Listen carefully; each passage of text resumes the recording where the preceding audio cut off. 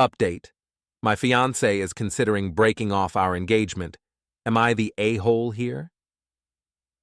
Original post, I, 28F, and my fiancé, 29M, have been engaged for 3 months and dating for 2.5 years.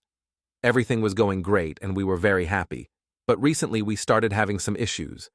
We are not having a wedding ceremony, mainly because we want to start having children soon and don't want to spend that kind of money.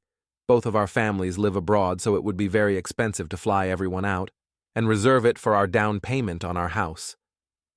We decided to buy a house together, and after that, get legally married and start our family once we get settled. This is where the issues came. I come from a family of farmers, the fruits and vegetables kind, not the animal type, from both sides of my family, but my parents are not farmers. My dream has always been to have a farm for personal use, not as a job, but my fiancé doesn't want that, and I accepted that. However, one thing that is non-negotiable for me are my chickens. I have 10 chickens and he knows that, so when house hunting, I was looking for a house with a decent backyard to be able to raise them freely, as they do in the house I'm renting for now. He started getting distant and avoiding me after I told him I planned to bring my chickens to our new house, but I didn't put 2 and 2 together until Elle asked him a week later. After a week of being avoided, I decided to go to his house to talk things out this past Saturday. I asked him what was wrong with him. He said that he thought I would get rid of my chickens before moving together, and that's why he was putting up with it. But that he didn't want chickens in our house, and that it was making him reconsider our relationship, because, his words, he didn't want someone who came with package, and then asked me to get rid of my chicken. This made me extremely angry, and I admit that I lost it. I started hysterically crying and told him that my chicken were more important to me than our relationship. Not true at all, I said this without thinking, in a state of panic. So if he was not willing except that my chicken are coming with me, then we were done. I got in my car and went home, where I spent the whole day crying. He tried calling me, and I did not pick up because I didn't want to say more things I didn't mean, which I told him in a message. On Sunday, I was feeling better and decided to call him, and we agreed to meet for coffee that same afternoon to talk about it. I started by apologizing about what I told him, and I told him it was not how I felt at all, to which he told me that he knew I didn't mean it, and that he didn't hold it against me.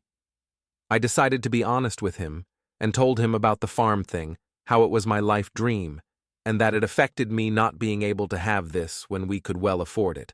We are both engineers and have decent salaries, and he wouldn't need to do anything on it. I was honest about how I was not aware of the impact this had had on me until he asked me to get rid of my chickens, which, as weird as it may sound, I love like my own children, ultimately asking me to get rid of the last piece of my childhood dream, and how that just set me off. He said I was being selfish and that he needed some time to think because he was not sure if this is how he wanted his life to be from now on, which I accepted, though, being honest, I don't understand. I talked to my best friend about this, and she told me to just give up the farm thing, insinuating I was in the wrong, but, I assume, not wanting to directly tell me.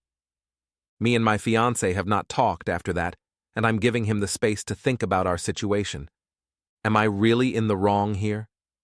I genuinely do not understand why this is such a big deal, and I feel like he really must not love me as much as I thought he did if he doesn't want my dreams to come true, and it's eating me alive. Any advice is appreciated, but please don't be too harsh. Now for the update. Hello, I wanted to give an update to my post since a lot has happened in a week, and honestly I need to get it off my chest. I also wanted to thank everyone for giving their thoughts on the situation and take the time to respond. Now on to the update. I guess this does not come as a surprise to anyone, me included, but we broke up. There is a lot more to the story than what I knew, and honestly, I'm still trying to process everything that has happened. After almost a week of no contact, he called me on Friday and told me he wanted to talk to me as soon as possible, so I told him to wait for me in my house, and I would go there once I was done with work. I got home at 9 p.m., and I found him drunk on my couch crying while hugging his dog. Why was his dog in my house? I had no clue either. By the time I got home, he was way too drunk to have a conversation with me, so I put him to sleep, and decided we would talk the next day. I woke up first, so I started cleaning the kitchen, which he made a mess trying to find any alcohol. But at some point, he came in, looked at me straight in the eyes, and told me, "I'm moving to New York, we are over," before even saying good morning. After that, he tried to leave, but I grabbed him and asked him to explain himself. We talked, and he finally explained himself. He told me how, before everything happened, he thought about living in a farm and how the more he thought about it, the more he liked it, and that he was thinking about suggesting it to me again, after he said that there was no way he could live that way and to just forget about it. After that, he told me everything that has been happening recently. Apparently, a day before he started ignoring me, his boss told him that there was a vacancy on a role he could take in the main office in New York. He was working on a branch in our city, and he asked for a day to think about it, but he really wanted to take it. He talked to his mom about it, and she told him that it was good and that we both could move to New York together and start there as a new family. After that, he decided to call my best friend, I don't know why, and she told him that I would never approve of moving to New York and he shouldn't even suggest it because I would get mad, that he should either move alone or reject the job, but not tell me. This makes me sound horrible, but I swear I can in fact communicate. I do not know why she says that. After that, he called his mom again and told her that he was moving to New York alone and breaking off our engagement, and his mom told him that it was a horrible idea and that he should just reject the offer because he was getting old and needed to start a family soon. Mind you, this man is pushing 30 and still doing everything his mom tells him, so of course he decided to do just that. The next day, he rejected the offer, and that's when he started ignoring me. During the week he was ignoring me, he thought about everything and decided that the best idea was to make me sacrifice things too, until he didn't feel bad about rejecting the job offer anymore. Miserable but together, basically. LMFAO. So, everything started with asking me to get rid of the chickens. He called me selfish because he gave up a lot for me, but I wasn't willing to give up my pets for him.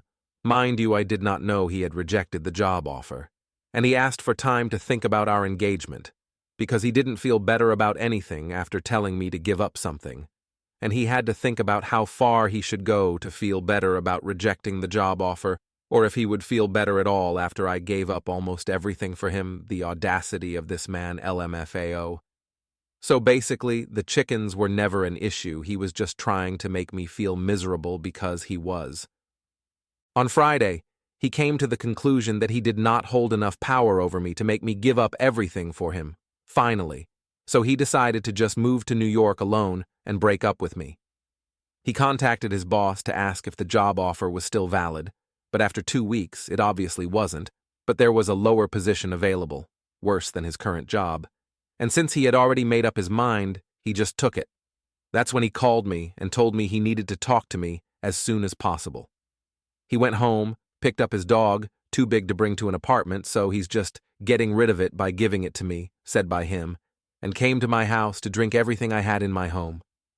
After telling me all of this, he decided it was an amazing idea to ask for the ring back, but after everything he said, there's no way I was not selling it and taking the money.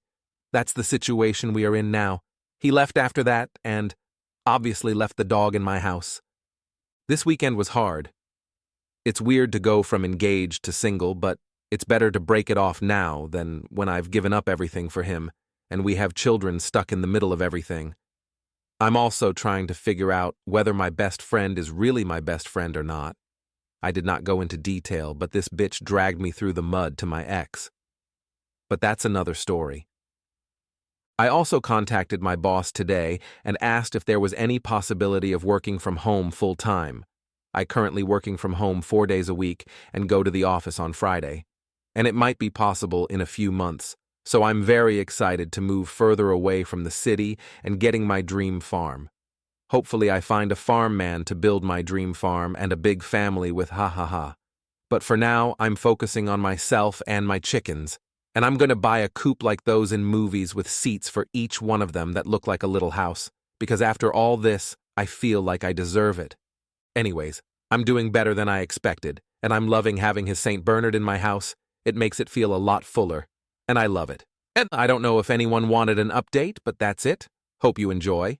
If anyone has any tips on how to get over all of this, let me know. Ha ha ha. Story 2, Update. My 29F fiance's 29M best man is joking with his other groomsmen about slut-shaming me during his best man speech as a joke. What do I do? Original post. My fiance, best man, groomsmen, and I have known each other since we were kids. We collectively met between 6th and 7th grade and have been running around in the same friend group ever since. The group has grown and shrunk over the years, but a small core of us have remained extremely close. Recently, my fiance's best man, Jay, 30 matter, has been making jokes when we're hanging out about the two US dating that have now escalated. Admittedly, when I met Jay in 6th grade, I had the hugest crush on him, and everyone knew. I was much taller than average for a girl at that age, and he was one of 2 guys in the entire school as tall as me. That, though, is where the story ends. I had one hell of an awkward phase in middle school, and he was very clear from the start that he was not into it. Post-awkward phase, as friends and adults, it was something we constantly joked about, but never seriously, since everything between us had always been platonic. This joke of me being rejected by him has now recently turned into how he dated me first, whenever fiancé and I are around. Despite the inaccuracy and an increase of it being brought up, everything has remained pretty light-hearted in context, and while annoying, is something I have been able to brush off or quickly rebuttal. This escalated this weekend when 2 of fiancé's groomsmen were over hanging out with fiancé and I. The wedding was brought up, and after a concerning look between the two, they mentioned something had happened with Jay they thought we should know about. Apparently, Jay had been telling them stories he was considering for his best man speech, with the main one centering around how I had been shared around and had made my way through the entire friend group. While they kept what was explicitly said fairly vague out of respect for me, they were clear it crossed the line and insinuated I had slept with the entirety of the group attending the wedding. They were very clear with Jay that he could not say anything like this in his speech. Toast. Jay responded with an "I know," stating that I had already made it clear my maid of honor would be proofreading all speeches prior to the wedding, so he wouldn't be able to get away with it anyway. But ended the conversation by saying something along the lines of, "But what if I could?" leaving the possibility open. Of all the groomsmen in the party, 6 including Jay, these 2 were the only ones in this core friend group, and the only ones I had any sort of history with that could potentially be notable. It was all prior to high school and very innocent. One I went on my first movie date with, where our parents had to drop each of us off because we couldn't drive, and picked us up afterwards. The other was the classic first 6-month relationship in middle school, where it took 6 weeks to muster up enough courage to hug each other between classes in the hallway. Sure, we made out, and very middle school level things happened. But this is something we've all laughed about now for over a decade. I wasn't the only girl in this larger friend group, and throughout the years, this was something that happened pretty frequently. Because we grew up in a smaller area, overlap happened like this regularly in every group, and even more so as we went through high school.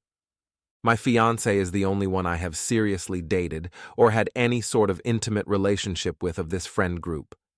We had an on-again, off-again relationship throughout high school that ended for a bit once I moved out of state for college, but we remained close friends and eventually reconnected when I moved back in 2019. We started dating in 2021 and got engaged in 2023. He's the only one in all of this I have ever slept with, who has seen me naked and so on, making this situation even more odd and off-putting. Jay and I have been close friends since high school. When fiancé was in a toxic relationship that isolated him from Jay after I had left for college, Jay would reach out to me for advice on school, girls, relationship, and more. He had always been our #1 supporter, advocating for fiancé and I to reconcile our relationship throughout college and into adulthood. He even took a bit of credit and would throw around an "I told you so" here and there when we eventually did reconnect. I'm not sure how to handle this. I could write an additional post about how frustrated, confused, wronged, and uncomfortable I feel, all of which I plan to discuss in more detail with fiancé after sitting on the issue for a bit longer. We've all talked about it, recognizing the way Jay is framing things is wrong, but fiancé and the groomsmen are able to brush it off in a way I feel like I can't. I don't know how to move forward from this or what to do next. Additional information. 1. Fiancé and I aren't getting married until the end of next summer, so much of the conversations had about toasts and speeches have been more theoretical, except that a few have asked for the opportunity to give a toast, including best man. We have loosely put this information in, save the dates, on the website and other prints. 2. Fiancé and best man have been best friends since kindergarten. They were neighbors and inseparable until they each went their own way for college. My fiancé's parents basically raised him alongside fiancé. 3. Jay has strictly only ever expressed platonic feelings for me. Even when both single or alone together, we have only ever acted as friends towards each other after the embarrassing early middle school crush I had. Now, for the updates. Update 1. First, I wanted to thank those who were clear and honest about how alarming the situation was from their perspective. When posting, I was still processing various feelings about the matter, and still am, which not only limited my ability to really look at the situation from a different perspective, but also left me in a state of paralysis of what to do next, both long and short term. Given the nature of this situation, there was a lot of historical context that was omitted to avoid making the original post too lengthy. I have done my best to include context that seems most relevant based on the original comments in my update below. Since posting, I have spoken in further detail to both my fiancé and one of the other groomsmen. I also confided in my maid of honor about the situation for an additional perspective outside of this specific friend group. After these conversations and reading through all comments on the original post, I've come to realize the significance of a few key details. Jay has a deep-rooted superiority complex. He always has, and it is something many in our friend group have become accustomed to. He has always been the type who seemed to believe he was the standout amongst his friends, whether that be through education, athletics, his career, or with women. Jazz has also always been a bit egocentric, and a lack of accountability or consequences for his actions has been growing for some time now. Despite it almost always being unintentional, he more often than not is oblivious to the inconveniences and harm he causes others, as long as it is beneficial to his personal ego. This is about jealousy from a few different angles, but not about me specifically. When looking at the full picture, this escalation feels like a continued attempt to knock my fiancé down for reaching that next stage in life. Whether that is because fiancé has reached it before him or has moved onward without him, I cannot say for sure. Jay has issues with misogyny that have also been escalating in tangent with everything else. His lack of respect for the women he has dated has also seemed to increase. Much of the personal tension him and I have had recently pertain to his perspective of women that have begun to veer into a more disrespectful realm, alluding to an increased belief that due to their gender alone, women are inferior. The good friend he was to me over the years, who was always kind and supportive, who never overstepped boundaries and was always there when needed, can exist in tangent with the above information. They are not mutually exclusive. Life happens and people grow, sometimes in opposite directions.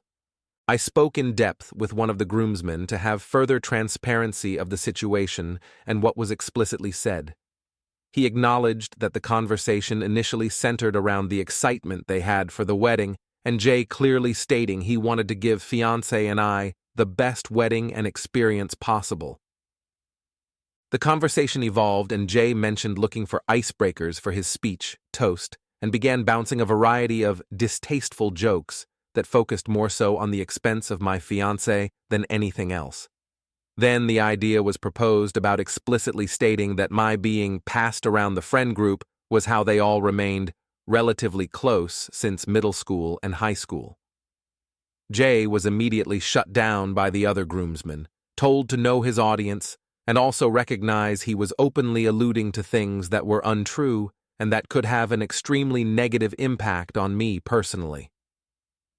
The conversation stopped shortly after this, and the groomsmen, without context of how this issue had been escalating, chalked it up to a one-off situation with Jay acting full of himself in the moment. Fiancé and I are the first of our cohort to get married and have a full-blown wedding with a ceremony and reception. These comments did not start escalating until after our engagement roughly 1 year ago, following Jay's breakup with his long-term girlfriend. Jay has never made comments like this to me or my fiancé privately or when it is just the three of us together.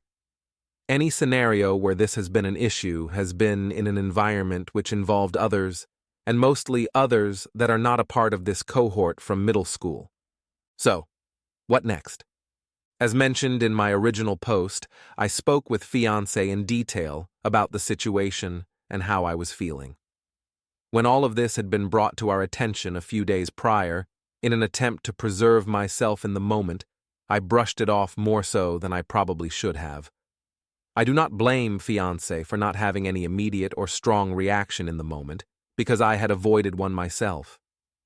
I think it's important to note that Jay is not a day-to-day character in our lives. While he travels frequently for work that brings him to our area, we live states apart. He has not lived in the same area as me or my fiancé since high school. Much of this evolution with his personality has happened in the last few years as well.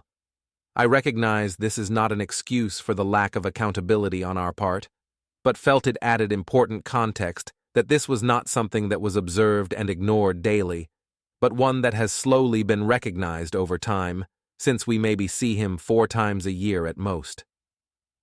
Fiancé was extremely open in conversation, immediately brought up having a conversation with Jay, but admitted to not viewing this as anything more than Jay just being Jay, and that he was all talk. At this point, we had only discussed how Jay had continually escalated the situation and how uncomfortable I had now become from this. The lack of accountability fiancé had made for Jay's action definitely hurt, but then I recalled a commenter who had asked if I still considered Jay a friend because he actually was or because that was how it has always been. To sum up what turned into a lengthier and much more productive conversation with fiancé, I told him that while I recognized his friendship with Jay was something that had always been a part of his life, I did not personally want to be friends with him anymore after this. I brought to fiancé's attention that while the scenario was explicitly about me and attacking the integrity and character of a 12-year-old girl, every action or usage of the scenario was used against him to invalidate his accomplishments of getting married or make him come off as less than. I told fiancé it was up to him on how he handles his conversation with Jay, but regardless, the disrespect Jay had shown me in this was a clear statement of what he thought of our own personal friendship. I firmly believe it is not my place to force how my fiancé handles his own personal relationship with Jay in this. All of this was deeply taken to heart, and you could tell that fiancé had started coming to his own realizations as the conversation progressed. He recognized that if the roles were reversed, or if it had been any one of my bridesmaids slandering me or him in any way, he would be firmly advocating for me to reevaluate my friendship with them. Fiancé asked for a few days to stomach the information himself and reflect on what he wants to say to Jay. He asked if it would be acceptable for him to bring up that I no longer wanted to be friends with Jay personally, and I said yes. I was clear that if Jay wanted to talk with me following their conversation as well, it would need to be the three of us, and not a personal conversation. I am still evaluating how to approach the speeches, toasts at our wedding, and open to perspectives and ideas. For now, I reserved the right with my fiancé to omit Jay from giving a speech and having my fiancé choose another groomsman to do so in his place, potentially canceling the speeches, toasts altogether, and if Jay is allowed to give a toast, telling the DJ to cut the mic if need be. All of which he agreed with. There is still plenty of time for the situation to develop, and for potential future updates. But I wanted to again thank those that emphasized the seriousness of this issue, gave their honest input and advice on how to handle the situation, and provided perspective on what they believe should be done next. When originally posting, I was still in a state of shock, trying to accept the situation as it had unfolded. Your responses constructively pushed me into the reality of what was happening and what I was feeling. Update 2. I'm considering canceling our wedding and calling off our engagement over a pizza. Buckle up, because this is a long one. While the drama around my fiancé's best man has simmered, the deeper issues surrounding a lack of support have not. Apologies in advance for this not being centered around my finances' best man. Not much has honestly changed. A conversation between them was had, much of which was my fiancé assuring him that things would blow over and accommodating Jay's stresses that it was only a joke. While my fiancé acknowledged what was said was wrong, the conversation wasn't to set boundaries. I eventually had to have my own conversation with Jay that my fiancé stood silently in the room for. I reached my breaking point 2 weeks ago. Following everything with his best man and a few other challenges we'd been facing, I tried putting my best foot forward these past 6 months.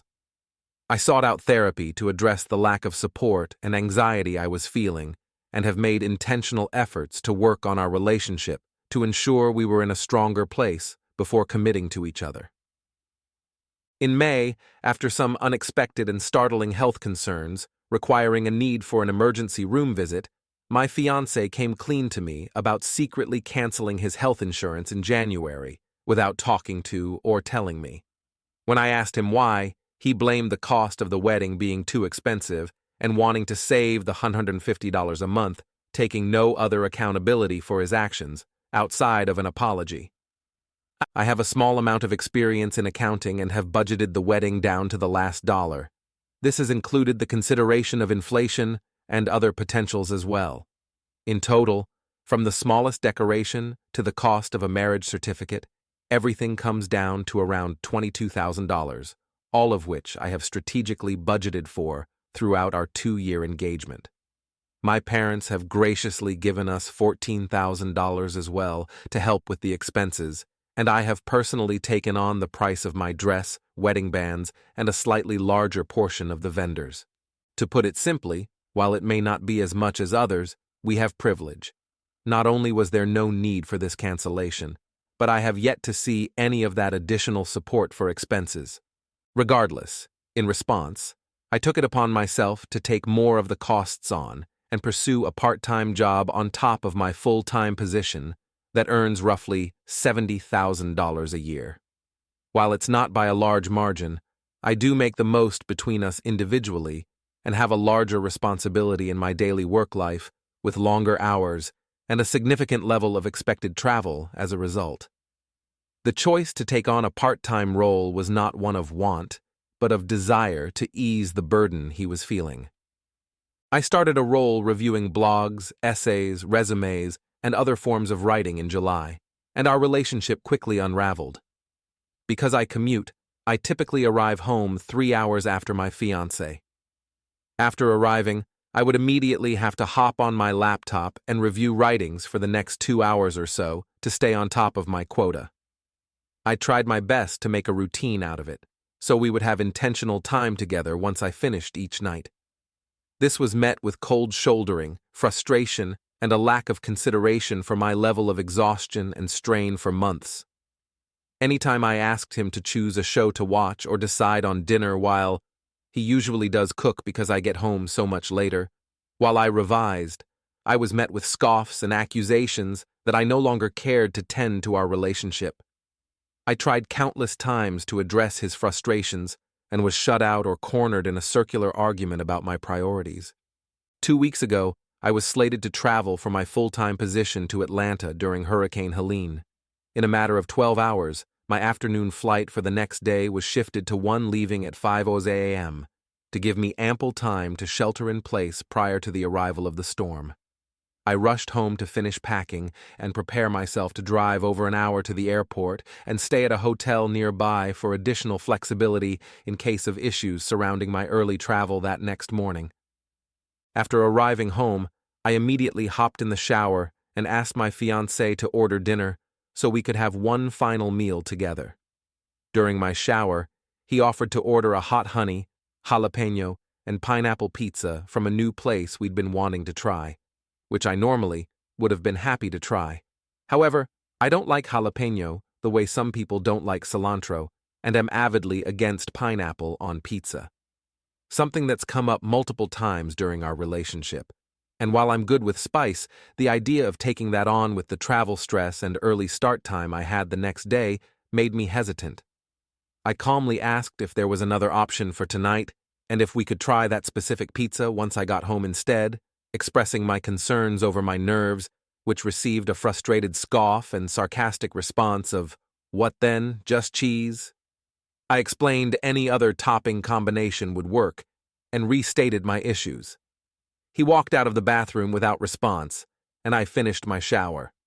The pizza was never ordered, no food was ordered. I followed up as soon as I got out of the shower, asking if there was another option he wanted or place he wanted to consider, and received a prompt, "No." As I finished getting ready, I asked if anything had been ordered again, and no. I finally snapped and begged and demanded him to order the hot honey pizza, because I was out of time. He accused me of making him feel like he's forcing me into the decision, but after a bit of back and forth, the pizza was ordered, and the mood immediately shifted. Everything was peaceful, warm, and loving at home up until I left. Yet I cried the entire hour and 15-minute drive to the airport hotel. I cried the entire next day, throughout the storm in Atlanta, and the entire day after. Following a lack of sleep, stress, and intense emotions, I had a complete mental breakdown, realizing I can't live like this. I called my fiancé and poured out every frustration, emotion, and feeling, which I admit was probably not presented in the best light, but none of it was well received. In the 2 weeks since, despite many attempts, conversations have gone nowhere, with only ultimatums being offered for me to make. I've proposed countless alternatives that focus on us working on ourselves and together these next few months, but he is only seeking an answer to whether or not we will be getting married next summer, and has made it known this is a decision that must be made by the end of October. At this point, I don't see how I can possibly gain the confidence to commit myself to him by next summer. For the sake of not doubling the length of this post, I will leave it at this for now. All of this is being discussed with my therapist. At this time, he has chosen not to pursue counseling with me, despite my asking and advocating. Many words have been expressed, and I am trying, but I'm starting to second-guess and waver on just how far love can get me through all of this.